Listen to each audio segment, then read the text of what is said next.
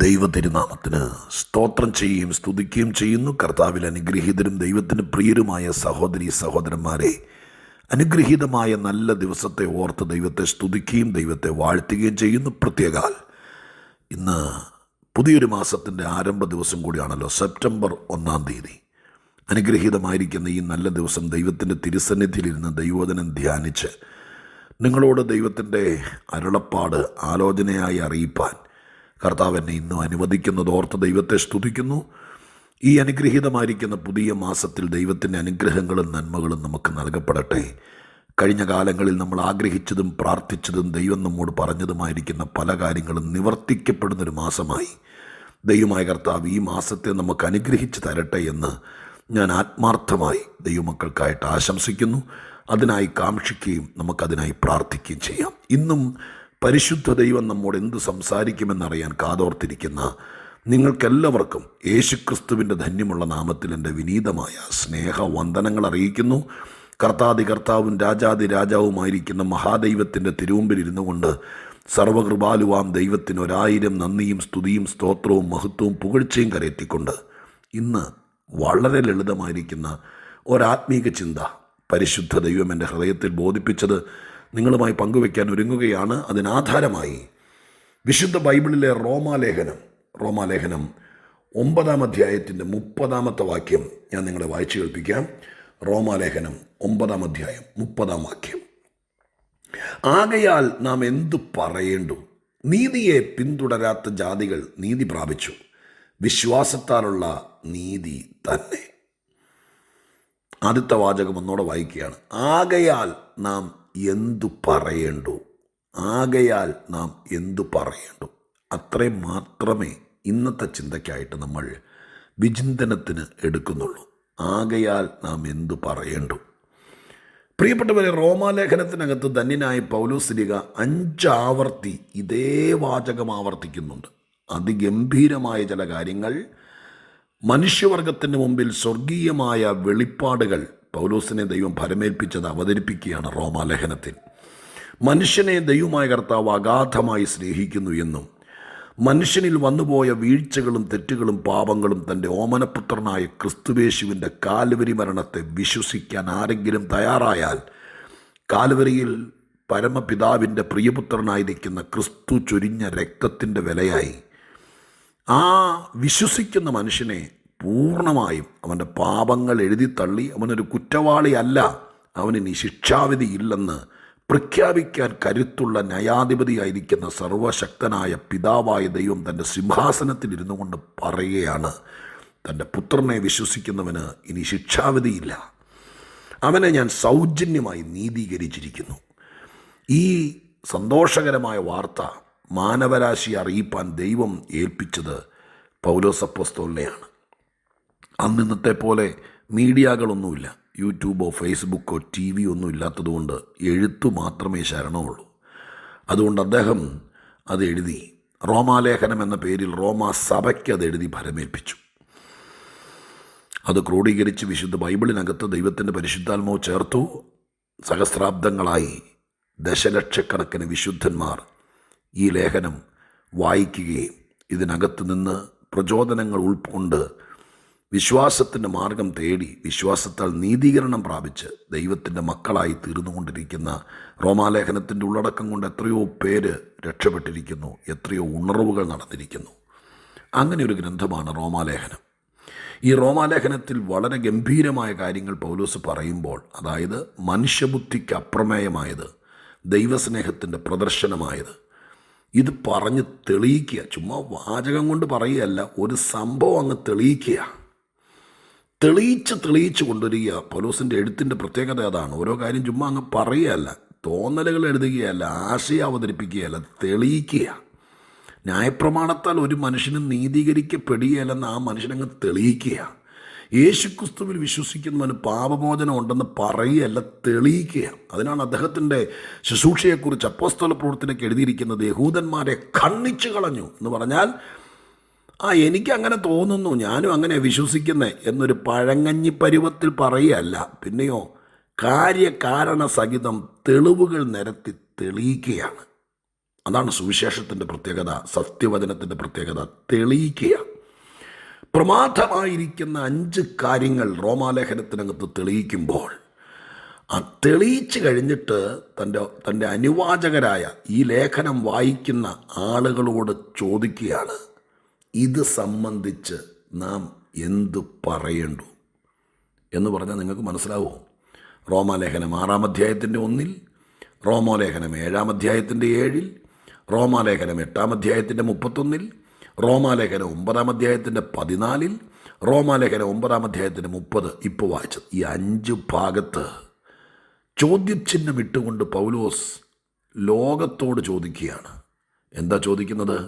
ആകയാൽ നാം എന്തു പറയേണ്ടു എന്ന് പറഞ്ഞാൽ, ഇന്ന് ഈ അനുദിന ചിന്തയിൽ ഈ 1-ാം തീയതി ഇത് പറഞ്ഞ് നിങ്ങളോട് ദൈവത്തിൻ്റെ ആലോചന പറയാനുള്ള കാരണം പറയാം. ആകയാൽ നാം എന്തു പറയേണ്ടു. ലോകത്തിൽ ചില ആളുകളുണ്ട്, എന്തൊക്കെ മനസാക്ഷിക്കകത്ത് തെളിഞ്ഞു കിട്ടിയാലും ഒന്നും പറയുകയില്ല. സത്യം മനസ്സിലായി, ഇതാണ് പരമാർത്ഥതയെന്ന് ബോധ്യപ്പെട്ടു, പക്ഷെ ഒന്നും പറയുകയില്ല. ചില ആൾക്കാരുണ്ട്, ഒന്നും അറിയുകയില്ല, ആരാണ്ടും പറഞ്ഞ് കേട്ടു, ഏതാണ്ടും തോന്നലുകളകത്തുണ്ട്. ഈ തോന്നൽ വെച്ച് ചുമ്മാ ചള്ളും പൊട്ടും പറഞ്ഞുകൊണ്ടിരിക്കും, എന്തെങ്കിലുമൊക്കെ പറഞ്ഞുകൊണ്ടിരിക്കും. അതിങ്ങനെയാണ്, അതങ്ങനെയാണ്, അതങ്ങനെയല്ലേ, ഇതിങ്ങനെയല്ലേ, അങ്ങ് ചോദ്യങ്ങളുമേൽ ചോദ്യം. ഇങ്ങനെയുള്ളൊരു ടൈപ്പ് ആൾക്കാരുണ്ട്. എന്നാൽ വേറൊരു ടൈപ്പ് ആൾക്കാരുണ്ട്, അവരോട് ഈ പൗലോസ് അവരെയാണ് ലക്ഷ്യമാക്കുന്നത്. കാര്യം ബോധ്യപ്പെട്ട് കഴിയുമ്പോൾ ഇനി നീ എന്ത് പറയേണ്ടു, നിന്നെക്കൊണ്ട് പറയിപ്പിക്കുക ദൈവം. ദൈവത്തിന് ചെയ്യാനുള്ളതൊക്കെ ചെയ്തു കഴിഞ്ഞിട്ട് നമ്മളോട് ചോദിക്കുക, ഞാൻ ഇത്രയും കാര്യങ്ങൾ ചെയ്തിട്ടുണ്ട്, നീ എന്തു പറയുന്നു? നിൻ്റെ പാപങ്ങൾ മോചിക്കാൻ, നീ നരകത്തിൽ പോകാതിരിപ്പാൻ, നീ രക്ഷപ്പെടാൻ, നീ ഭൂമിയിൽ എൻ്റെ മകനായി മകളായി ജീവിപ്പാൻ, പിശാച് നിന്നെ പിടിച്ചൊതുക്കാതിരിപ്പാൻ ഞാൻ എൻ്റെ പുത്രനെ അയച്ച് അവൻ്റെ തല തകർത്തിട്ടുണ്ട്. നിൻ്റെ പാപം മോചിക്കാനുള്ള വഴി ഞാൻ ചെയ്തിട്ടുണ്ട്. എൻ്റെ പുത്രൻ്റെ ചോര നിന്നെ കഴുകാൻ ഇന്നും തയ്യാറാണ്. ഞാൻ നിൻ്റെ 2 കൈയും നീട്ടി സ്വീകരിപ്പാൻ തയ്യാറാണ്. സ്വർഗം നിനക്ക് വേണ്ടിയാണ് പണിതിട്ടിരിക്കുന്നത്. നീ മരിച്ചു കഴിയുമ്പോൾ നീ അവിടേക്കാണ് വരേണ്ടത്. അതിൻ്റെ എല്ലാ പരിപാടിയും ചെയ്തിട്ടുണ്ട്. നീ ഭൂമിയിലായിരിക്കുമ്പോൾ സത്യത്തിൻ്റെ പക്ഷത്ത് നിന്ന് ദൈവത്തെ മഹത്വപ്പെടുത്തി നിനക്ക് തെറ്റുപറ്റാതെ കൂട്ടായ്മ ആചരിച്ച് ഉപദേശം കേട്ട് ജീവിക്കാൻ വേണ്ടി കർത്താവ് സത്യസഭ അപ്പോസ്തോലിക അടിസ്ഥാനത്തിൽ പറയുന്ന ഊഹാപോഹം ഉമ്മാക്കിക്കഥയും പറയുന്ന സ്ഥലമല്ല. എൻ്റെ സഭ ഞാനിവിടെ തുറന്നിട്ടിട്ടുണ്ട്. അവിടെ 5 തരം ശുശ്രൂഷകന്മാരുണ്ട്, വിവിധ കൃപാവരങ്ങളുണ്ട്. നിനക്ക് എന്തെങ്കിലും പ്രതിസന്ധികൾ നേരിട്ടാൽ ഉപദേശിപ്പാൻ ആളുണ്ട്. നിനക്ക് വേണ്ടി പ്രാർത്ഥിക്കാനുള്ളവരെ ഞാനിവിടെ ആക്കി വെച്ചിട്ടുണ്ട്. മാനുഷികത്തിനപ്പുറമായിരിക്കുന്ന അമാനുഷിക തലങ്ങളിൽ നിന്നുകൊണ്ട് കൃപാവര ശുശ്രൂഷകൾ ചെയ്ത് നീ അകപ്പെട്ടിരിക്കുന്ന കുഴിയിൽ നിന്ന് നിന്നെ കയറ്റുവാനും നിന്നെ ബന്ധിച്ചു കളഞ്ഞ ബന്ധനങ്ങൾ അഴിച്ച് നിന്നെ സ്വതന്ത്രനാക്കാനും ഞാൻ എൻ്റെ അഭിഷിക്തന്മാരെ ആക്കി വെച്ചിട്ടുണ്ട്. ഇത്രയും കാര്യങ്ങളൊക്കെ അങ്ങ് പറഞ്ഞിട്ട് നമ്മളോട് ചോദിക്കുക, ഇനി നീ പറ, നീ നരകത്തിൽ പോകണോ സ്വർഗത്തിൽ പോകണോ? ഇനി നീ പറ, നീ പിശാചിനെയും കൊണ്ട് നടക്കണോ അതെയോ എൻ്റെ ആത്മാവിൽ ജീവിക്കണോ? ഇനി നീ പറ, എന്നും വഴക്കും തല്ലും ഉണ്ടാക്കി അവസാനം നീ ഒരു മുഴം കയറി തീരണോ, തീവണ്ടിക്ക് തല വയ്ക്കണോ അതെയോ സമാധാനത്തോടെ ജീവിച്ച് അക്കരെ നാട്ടിൽ പോകണോ? നീ പറ, ഇത് സംബന്ധിച്ച് നീ പറ. അതല്ലേ ചോദ്യം. ചങ്കിന് നേരെ ചോദ്യം തൊടുത്ത് വിട്ട് മനുഷ്യൻ്റെ മനസാക്ഷിയുടെ കോടതിയിൽ മറുപടി പറയിപ്പിക്കുന്നൊരു ദൈവത്തെ ഞാൻ ഈ റോമാലേഖനത്തിൽ കണ്ടു. ദൈവമക്കളെ, എന്താ വിചാരിച്ചിരിക്കുന്ന ആത്മീയത്തെക്കുറിച്ച്? നാം വിശ്വസിച്ച് അതിനെന്താ വേണ്ടെന്നറിയാമോ? വേദപുസ്തകം സത്യസന്ധമായിട്ട് വായിക്കുകയും വേദപുസ്തകത്തിൻ്റെ പൊരുൾ തിരിച്ചു തന്ന് അതിൻ്റെ പരമാർത്ഥത ഇതാണെന്ന് മനസാക്ഷിക്ക് ബോധ്യപ്പെടുന്ന രീതിയിൽ വെളിപ്പെടുത്തി തരികയും ചെയ്യുന്ന ആളുകൾക്ക് കാതോർത്ത് അത് കേട്ട് ഇതാണ് സത്യം എന്ന് ബോധ്യപ്പെട്ട് അങ്ങനെ നമ്മുടെ ചിന്താമണ്ഡലങ്ങളിൽ സത്യം തെളിഞ്ഞെങ്കിൽ മാത്രമേ നമുക്ക് ഈ കാര്യത്തെക്കുറിച്ച് എന്തെങ്കിലും പറയാൻ പറ്റുള്ളൂ. ഇപ്പോഴും നമ്മൾ കൈമറത്തി കാട്ടുകയല്ലേ. എൻ്റെ പൊന്ന് സഹോദര, നിനക്ക് എന്തുകൊണ്ട് ഇങ്ങനെ പറ്റി? അയ്യോ നിൻ്റെ കുഞ്ഞുങ്ങളുടെ മേൽ ഭൂതമാണല്ലോ. എന്ത് നീ പള്ളിയിൽ പോകുന്ന നിനക്ക് എങ്ങനെ ഭൂതം വന്നു? നീ ഇങ്ങനെയല്ലോ ജീവിക്കേണ്ടത്, നിൻ്റെ കുഞ്ഞുങ്ങൾ നിൻ്റെ കൂടെ നിൽക്കേണ്ടതല്ലേ, നിൻ്റെ കൂടെ ആരാധനയ്ക്ക് വരേണ്ടതല്ലേ, എന്നാ നിൻ്റെ മക്കൾ വരാത്തെ? ഇതല്ല ഈ പറഞ്ഞാൽ എത്ര കാലം പറയും? അതുകൊണ്ട് ദൈവം വഴികളും വാതിലുകളും തുറന്നിട്ടിരിക്കുമ്പോൾ ആ വഴി കാണാൻ നിനക്ക് മനസ്സുണ്ടോ? ആ വാതിലിലൂടെ കിടക്കാൻ നിനക്ക് മനസ്സുണ്ടോ? കർത്താവ് 5 ആവർത്തി റോമാലേഖനത്തിൽ പൗലോസിനെ കൊണ്ട് ചോദിപ്പിച്ചിരിക്കുക. ഇത് പൗലോസിൻ്റെ ചോദ്യമല്ല, പരിശുദ്ധാത്മാവ് ചോദിപ്പിച്ചിരിക്കുക. പഴുതടച്ച് രക്ഷയ്ക്കുള്ള മാർഗമൊരുക്കി നീ രക്ഷപ്പെടുമോ ഇല്ലയോ, നീ എന്ത് പറയുന്നു? നീ സ്വർഗത്തിൽ പോകുമോ ഇല്ലയോ, നീ എന്ത് പറയുന്നു? ഇന്ന് നീ അനുഭവിക്കുന്ന വ്യതകളിൽ നിന്ന് എനിക്ക് തന്നെ വിടുവിക്കാൻ കഴിയുമോ ഇല്ലയോ, ഇത് സംബന്ധിച്ച് നീ എന്ത് പറയുന്നു? നീ ആകപ്പാടെ തകർന്നിരിക്കുകയാണ്, നിനക്കിനി ഒരിക്കലും ഒരു സമാധാനം കിട്ടുകയില്ലേ, നീ നന്മ അനുഭവിച്ച് ജീവിക്കുമോ ഇല്ലയോ, ഇത് സംബന്ധിച്ച് എന്ത് പറയുന്നു? എനിക്കിനി ഒരു കാലത്തും രക്ഷയില്ല എന്നാ പറയുന്നതെങ്കിൽ ദൈവം നിനക്ക് യാതൊരു ഉപകാരവും ചെയ്തില്ല എന്നല്ലേ വരികയുള്ളൂ. നീ വിശ്വസിക്കുന്ന സർവശക്തനായ ദൈവത്തിന് നിൻ്റെ കാര്യത്തിനകത്ത് യാതൊരു താല്പര്യവുമില്ല എന്നല്ലേ വരികയുള്ളൂ. അപ്പോൾ ഈ മാസം ദൈവസന്നിധിയിൽ എന്ത് ചെയ്യണമെന്നറിയാമോ? ദൈവത്തോട് പ്രാർത്ഥിക്കണം. എൻ്റെ കർത്താവേ, ചില കാര്യങ്ങളെ സംബന്ധിച്ച് എനിക്കൊരുറപ്പ് കിട്ടണം. നാട്ടുകാരെന്ത് പറയുന്നു, നിൻ്റെ സഭയിലെ ഉപദേശി എന്ത് പറയുന്നു, നിൻ്റെ പെറ്റ അമ്മ എന്ത് പറയുന്നു, നിൻ്റെ ഭർത്തൃവീട്ടുകാരെന്ത് പറയുന്നു എന്നല്ല, നീ എന്ത് പറയുന്നു, ഇത് സംബന്ധിച്ച് നീ എന്ത് പറയുന്നു, അതാണ് ദൈവത്തിന് അറിയേണ്ടത്. നീ പറയണം, എൻ്റെ ദൈവം വിശ്വസ്തൻ, ഞാൻ ദൈവത്തെ വിശ്വസിക്കാം, ഞാൻ കർത്താവിനെ അംഗീകരിക്കാം, അങ്ങ് എനിക്ക് പറഞ്ഞു തന്നതെല്ലാം ഞാൻ വിശ്വസിക്കാം. എനിക്ക് ആരെങ്കിലും വിട്ട് പറഞ്ഞു തന്നാൽ മതി, എനിക്കിതിൻ്റെ പൊരുൾ തിരിച്ചു തന്നാൽ മതി, ഞാൻ അതിനെക്കുറിച്ച് കൃത്യമായൊരു മറുപടി പറയാം.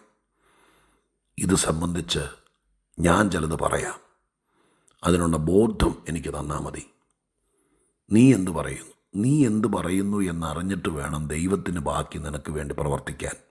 ജീവിത സാഹചര്യങ്ങളെ ചേർത്ത് നിർത്തി ഈ 5 വാക്യങ്ങളിലെ ചോദ്യങ്ങൾ മനസ്സിൽ കരുതി നീ എന്ത് പറയുന്നു എന്ന ചോദ്യത്തിന് മറുപടി ഉണ്ടാക്കണം. ഈ മാസം വചനം പഠിക്കണം, സത്യം ഗ്രഹിക്കണം. നിനക്കും നിൻ്റെ കുഞ്ഞുങ്ങൾക്കും രക്ഷയും ഉയർച്ചയും ഉണ്ടാകുമോ? ഇന്ന് അനുഭവിക്കുന്ന വ്യതകൾക്ക് വിടുതൽ കിട്ടുമോ? ഈ കാര്യത്തെക്കുറിച്ച് നീ എന്തു പറയുന്നു? ആകയാൽ നാം എന്തു പറയേണ്ടു? നമ്മളെന്താ പറയേണ്ടത്? ഞാൻ മുടിയത്തുള്ളൂ, ഞാൻ നശിക്കത്തുള്ളൂ, എനിക്ക് സമാധാനം ഉണ്ടാകത്തില്ല, ഒരിക്കലും സ്വസ്ഥത വരില്ല, എൻ്റെ കണ്ണീര് പറ്റത്തില്ല. ഇതാണോ നീ പറയേണ്ടത്? ഇതാണോ നീ അതിനാണോ നീ പള്ളിയിൽ പോകുന്നത്? അതിനാണോ നീ വേദപുസ്തകം ചുമന്നുകൊണ്ട് നടക്കുന്നത്? അല്ല, ഇത് സംബന്ധിച്ച് നാം പറയണം, എൻ്റെ രക്ഷകൻ ജീവിക്കുന്നു, എൻ്റെ കർത്താവ് അവസാന സമയത്ത് എനിക്ക് വേണ്ടി എഴുന്നേറ്റ് വരും, എന്നെ ലജ്ജിപ്പിക്കില്ല, എൻ്റെ ലംഘനങ്ങളും പാപങ്ങളും എന്നോട് ക്ഷമിക്കും, അവൻ എന്നെ ചേർത്ത് പിടിക്കും, എനിക്കൊരു ജീവിതം തരും, വീണുപോയ കൂടാരങ്ങളെ നിവർത്തും, തകർന്നു പോയവരെ പണിയും. ഞാൻ ഒന്നോട് ചോദിച്ച് പ്രാർത്ഥിക്കട്ടെ, ആകയാൽ ഇത് സംബന്ധിച്ച് നാം എന്ത് പറയേണ്ടു?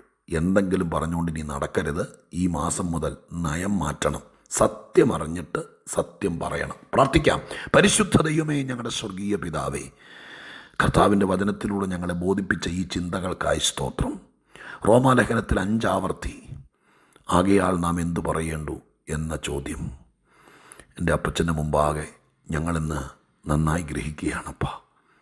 ഞങ്ങൾ എന്തു പറയുന്നു ഗ്രഹിച്ചിട്ട് മനസ്സിലാക്കിയിട്ട് അതായിരിക്കും ഞങ്ങളുടെ ജീവിതം. സ്വർഗ്ഗം അത് ചെയ്യുമെന്ന് വിശ്വസിക്കുന്നു.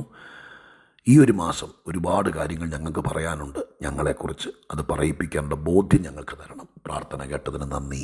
യേശുവിൻ നാമത്തിൽ തന്നെ. ആമേൻ.